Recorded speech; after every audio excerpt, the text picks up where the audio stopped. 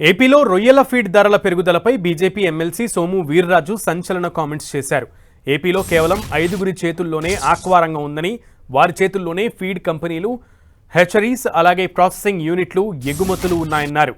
ఆ 5గురు వ్యక్తుల లాబీయింగ్ వల్లే దాదాపు 4 లక్షల మంది ఆక్వా రైతులు రోడ్డున పడే పరిస్థితి వచ్చిందని మండిపడ్డారు. ప్రభుత్వ నిర్ణయాలకు వ్యతిరేకంగా ఇష్టారాజ్యంగా ఫీడ్ ధరలను పెంచేస్తున్నారని మండిపడ్డారు. రొయ్యల ధర పెరగకుండా ఫీడ్ ధరలు ఎలా పెంచుతారని సోము వీర్రాజు ప్రశ్నించారు. వారే హ్యాచరీస్ రన్ చేస్తారు, వారే ఫ్రీజింగ్ యూనిట్లు నడుపుతున్నారు, వారే ఎక్స్పోర్ట్ చేస్తున్నారు. రైతాంగాన్ని ఫీడ్ రేటు పెంచడం, హ్యాచరీ రేటు పెంచడం, పిల్లల రేటు పెంచడం, మందుల రేట్లు పెంచడం, ఆ రైతాంగానికి సంబంధించినటువంటి పండించే రైతుకి మాత్రం రేటు తగ్గించేయడం.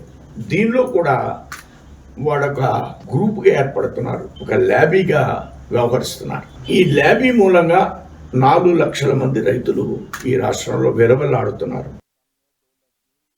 వారే హ్యాచరీస్